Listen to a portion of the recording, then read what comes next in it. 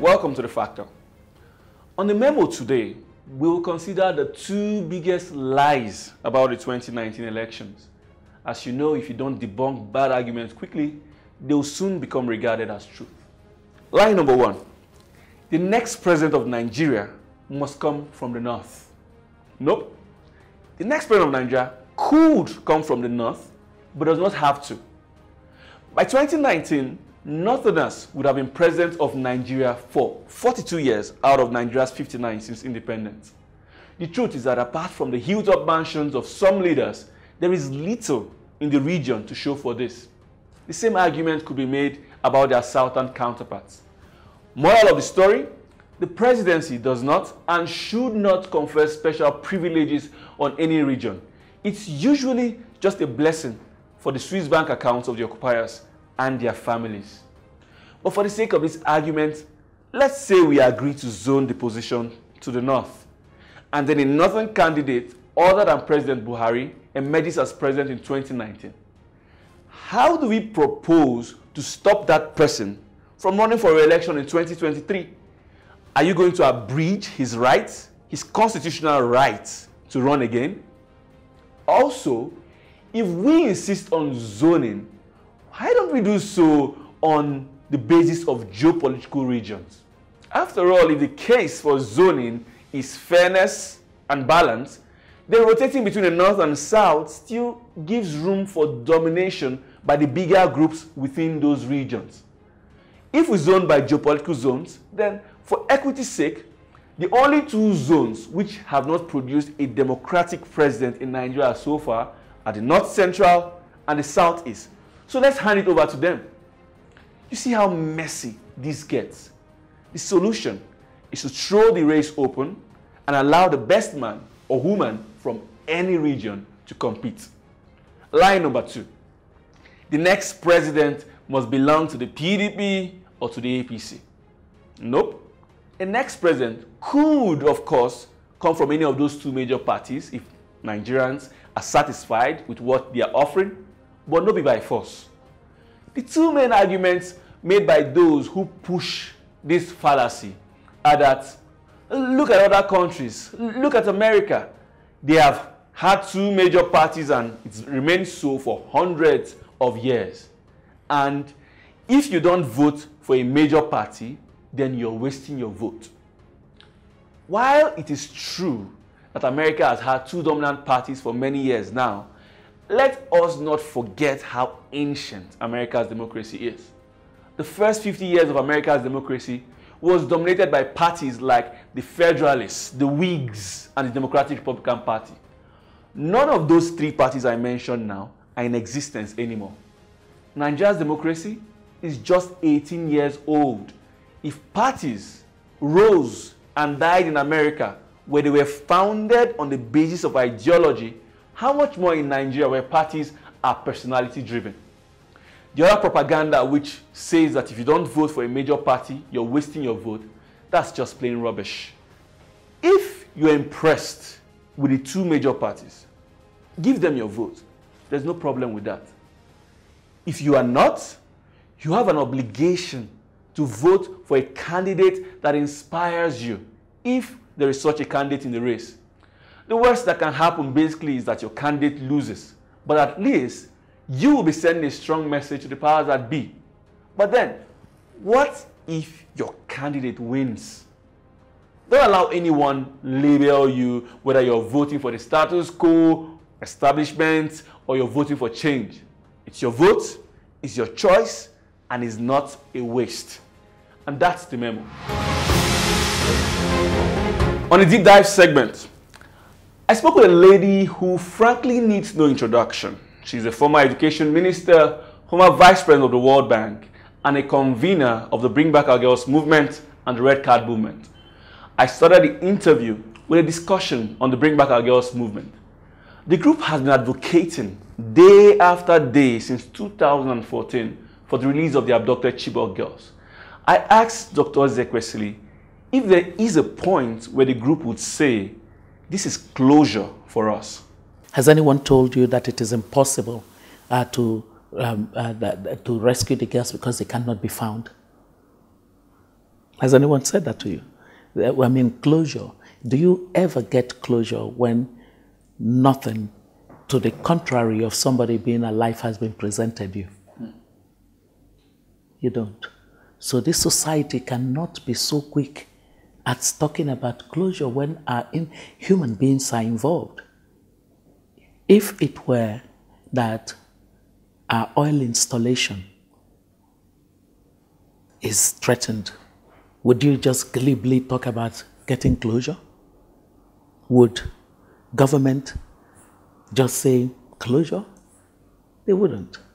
So why is it that human life means almost nothing to us? Look at the way you asked me that question. At what point do you declare closure? 112 people.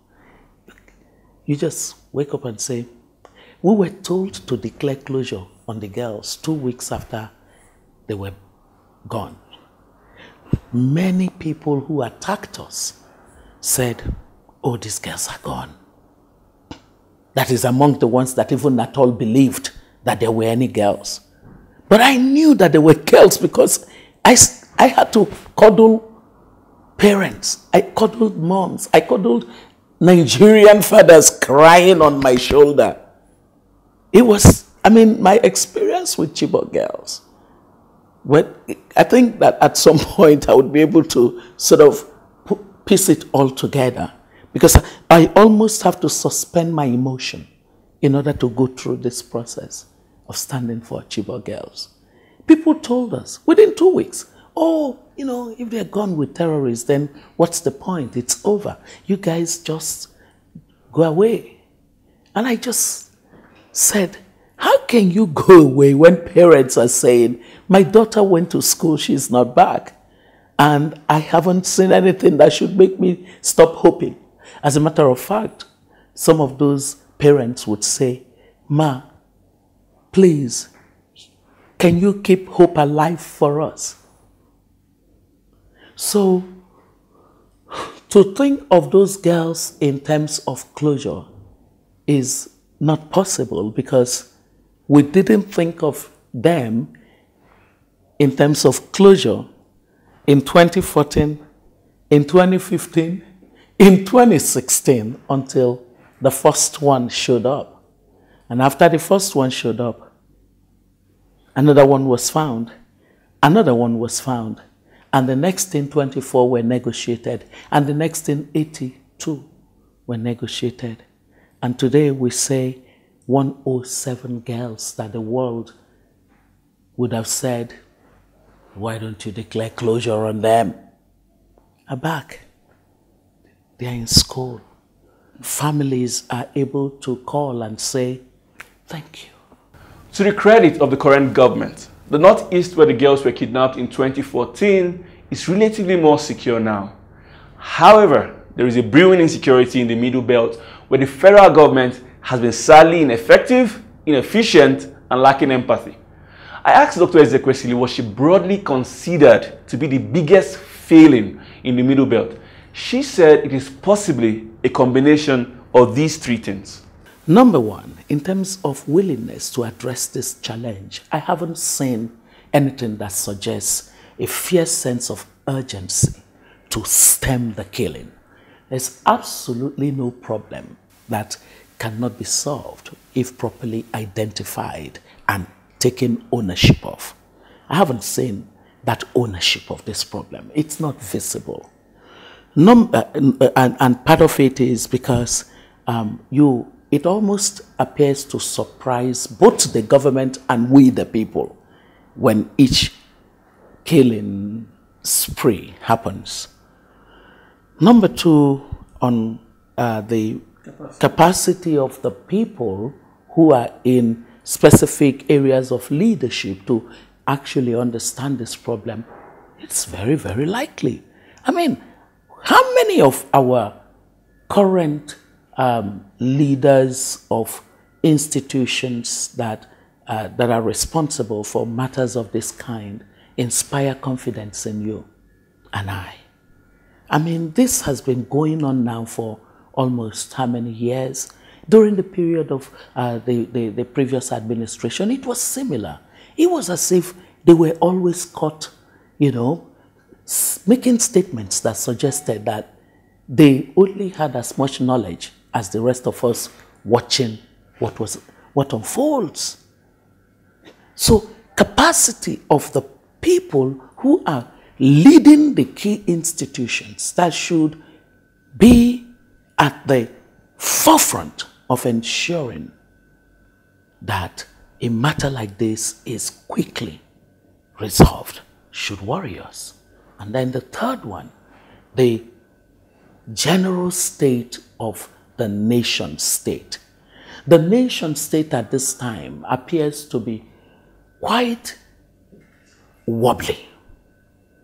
And that should worry. Just as the failing of the previous government in Bbog was the trigger that led to Dr. Ezekwesili's Bring Back Our Girls advocacy, the failing of the current government in the Middle Belt is a trigger which has led to the rise of Dr. Ezekwesili's new political agenda, the Red Card Movement.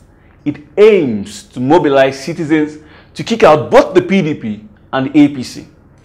On the day Nigerians were grieving over photos of those killed in Benue, a mischievous minister in President Buhari's cabinet was talking about launching the president's re-election campaign.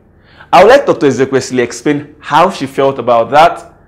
With just 1 year to the next elections, I asked her whether she feels there is enough time to effect the change that our ambitious agenda portends. Here's her response. Yes, I think so, because it's not about me. It's not I wanting to do something. I think that what I did was to express my state of mind. I can clearly tell you exactly what time it happened. It was some minutes after 10 when I remember which of the stations that I was listening to their news together with my husband. And at the same time, I had my phone. And so I was just steeling myself to be able to look at the pictures of the gruesome killings in Benue. I was doing that and also just listening to the news. And these two things were happening at the same time.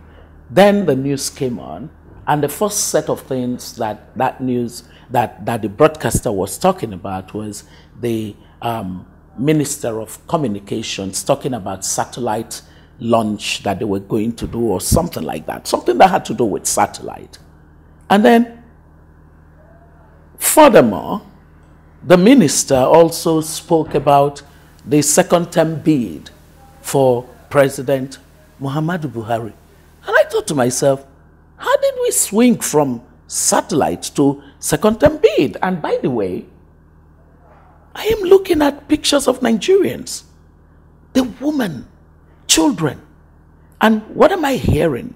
And this minister gives us this glossy picture of the performance of the administration, and that they were definitely starting off the campaign. The behavior of the party in government at that time, and the almost nonchalant attitude to the pain of those parents, and the behavior to issues of bomb explosion and people dying. Everyone seemed at that time to be caught in this euphoric agenda of retaining power. I did say,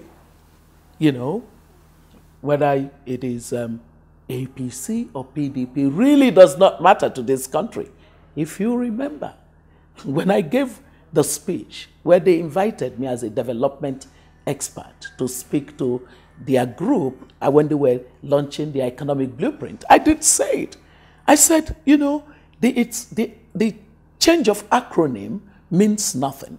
That the Nigerian problem is not a political party problem. It's a political class problem. And that the political class is the obstacle that we have had. And that nothing that they were presenting suggested that they fully understood that the challenge that we've had has been a challenge of the operators of our political landscape and the values that they subscribe to. I made that statement at that time.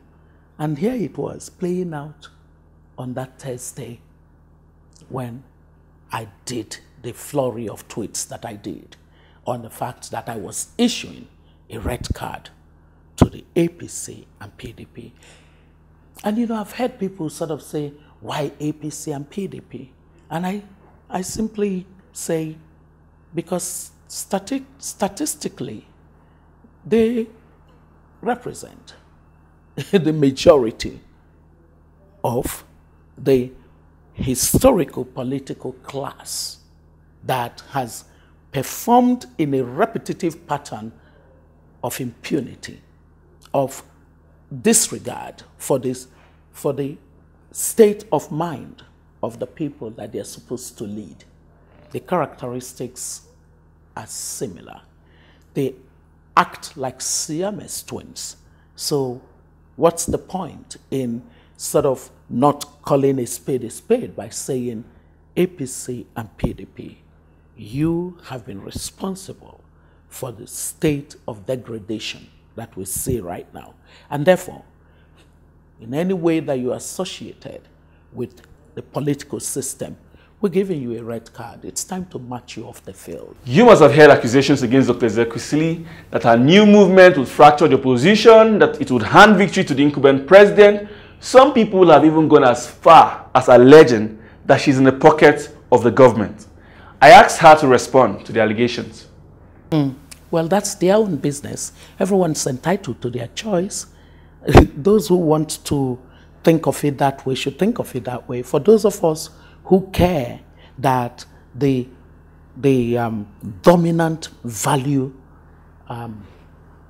construct of our politics should be different, would work toward mobilizing, unlocking pockets of citizens who in the past never really cared because they had become jaded and said, nothing's ever going to change and I don't want to waste my time voting for these kinds of character to govern me. So they stayed away from our political process. So let's talk strategy. I would like to know now in terms of strategy, how exactly would you do it? I am telling you it will unfold. I'm not supposed to be sitting here with an interview with you in order to share the strategy, but it will unfold. When did I do the tweet? Last Thursday. You make it seem as if, and people speak as if, we've had, we've been planning for 2 years. No, it was on the basis of my tweet that you saw the kind of reaction that people had. This was not something, pre-planned and we had some strategy. No. This is about citizens seizing the moment and saying, you know what, we've really had it. And for a lot of people that have reacted to that tweet of mine, that then led to what you describe now as a movement forming, it was basically, oh, finally somebody expressed what I have been sitting here thinking. So that coming together, just let's watch what the divine can do with it. I believe in divine orchestration, by the way. The Bbog movement rejected money from donors, but we all know that if the Red Card movement will succeed and penetrate around the country, it will require lots and lots of money. So will Ezekwesili change tactics this time? But Bbog is not the same thing as doing this. I'm sorry, don't try to bring these two together. Bbog was simply, we as citizens said, we cared to advocate concerning girls who went to school and were taken. We didn't need any money to do Bbog. What for? Were we going to be paid money because we were saying, bring back our girls? I was giving up my time. I was giving up some money, personal money. But we decided that we are going to put our money where our mouth is. This concerned our fellow human beings. The empathy drive in us was at its greatest level. And so we made a clear principled decision. Not a fund, not a penny. We don't need it, whether from abroad or from within. If you're not a part of this movement, we don't care to receive any form of donation from you. We need to show that citizens can actually feel for their fellow citizens and be ready to put their money where their mouth is. That's BBOG. Now we're doing something that has to do with voter education, that has to do with a lot of the logistics of getting people to act together in collective action, success. You know, it's going to take care of itself. But even if the group has all the money in the world, we can't run away from the fact that Nigeria has an education and knowledge problem. In a particular state in the north, last year, just 200 candidates passed the NECO examinations. How do you make those people align with you on the value of getting capable and knowledgeable leaders? How do they even determine who is competent or who is knowledgeable? What about Zamfara State? We said less than 200 people passing NECO. How do you get into that place and make them understand that, look, what are they even going to be looking out for? Because you have to even know what you're looking out for in the first place. How do you break that? Yes. So part of our strategy is this whole thing of, you know, taking the knowledge to the grassroots. We are not, I've seen people who have thrown things in my direction and said, oh, you think Nigerian election is Twitter? You know, they've thrown those kinds of snide remarks in my direction. They don't get it. This is not a Twitter thing. But Twitter is important. The social media, you make the mistake of ignoring it to your own peril. So it is important. It has its own role. There's a middle class that, you know, are connoisseurs of information through those platforms. So they are important. They are important voices. But at the grassroots level, you'll be surprised how some of the people that are already part of the movement and the coalition that's building have taken it upon themselves to be the ones to take the message in the language that the grassroots understands. To be able to present to the grassroots why it is that your child is lacking in the kind of public health system that that child should have. And that if you really cared about your child having a good public health system, you would not be taking some tubers of yam and 500 naira in order to give away the life of your child. So these are all part of the content of the strategy. I am not in any way being, what's that word, Pollyannish, you know, and sort of not being realistic and understanding that this is going to be tough. It's going to be tough. We're not even thinking that, oh, you know, so we're going to do this and automatically things would change. No, we're simply saying we're not going to accept the status quo. Put side by side the status quo, the possibility that we might fail. The possibility that we might fail is a better option than do nothing. You said you want to build the political consciousness of citizens. Yes. So there are people who are asking, and I've been seeing some of the engagement on your timeline on Twitter, and people who are asking, if that is what you want to do, why not, for instance, advocate for some of your followers, some of the people who listen to you, to join some of these leading parties and reform from within? Because I know it's a waste of time. Why? Oh my goodness. You haven't heard the stories of your young people and even not so young people who's boisterously said, I'm going into these parties and I'm going to go there to make changes. And they just got buried by the dinosaurs. It's a waste of time. It wouldn't happen. They don't care to reform. We have an incorrigible political elite class. They dominate those two parties. They are set in their ways. A young person who goes there, except they want to lie to themselves, they hardly ever push up their heads. They don't. So let's not even, let's not countenance that as a substantial counter argument. Because I'm someone who I believe absolutely in institutional reforms, and I can always sort of do an analysis that says, almost like a SWOT analysis to say, are the conditions for reform available in this system, in this structure? When I look at the APC and the PDP, with these politicians? No, I'm sorry. I asked her to respond to those who allege that she campaigned for President Buhari in 2015. Those who say that of me today say that because they were the same people who hated the fact that I stood out on the streets saying the government of that era was failing poor children from poor homes who had gone to school and been abducted, and that it was the constitutional duty of the government to rescue those girls. I was holding up a card against bad governance that resulted in those girls being successfully abducted, and when they were abducted and noise levels rose, government being tentative in responding to the call to rescue them, and when it tried to do something, there was a lot of contradictions as to what exactly it was doing. The weakness that followed and made countries that had shown up to try to help us to go back to their respective countries.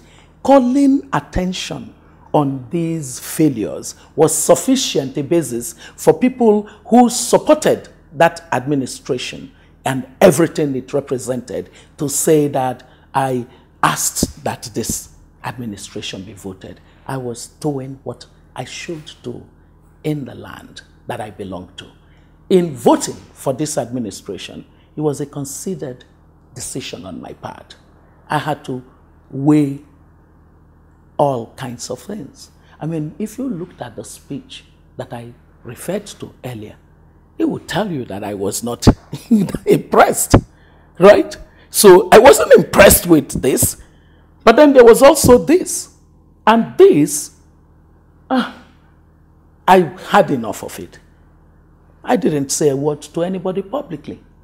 As a matter of fact, you know, people who are part of BBOG will tell you that if anyone came to the BBOG gathering and made the mistake of wanting to talk politics, I would be so vehement in saying this platform is about children who are with terrorists.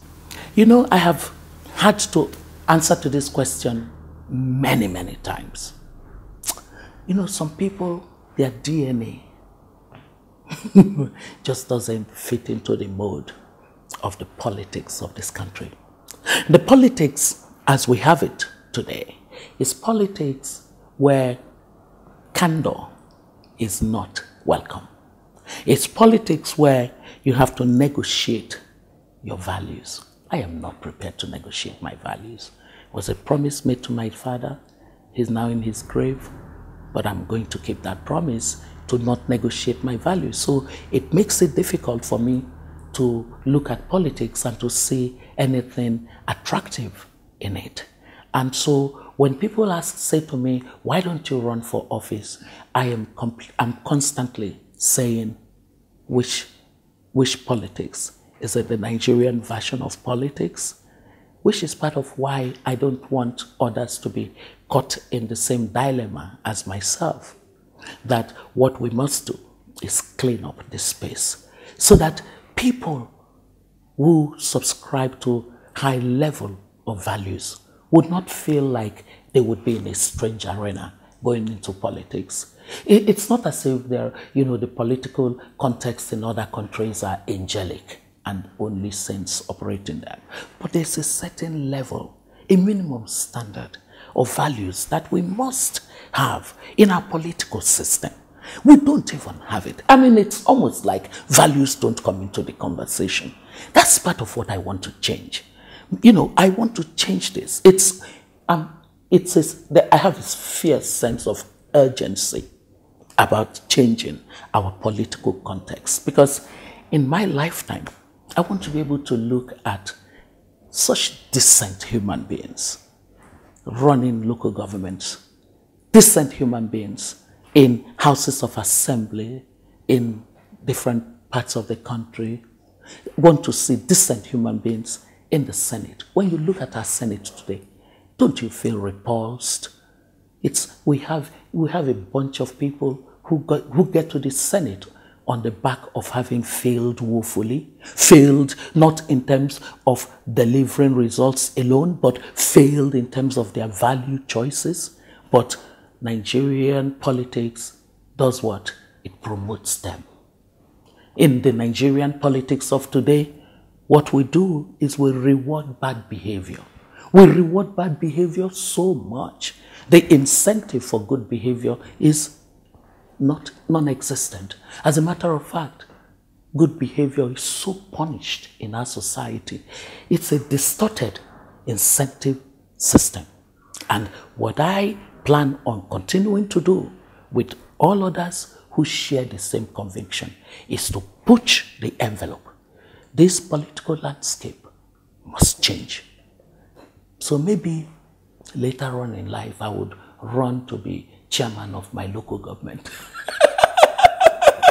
So that's all the time we have on today's episode of The Factor. See you next time.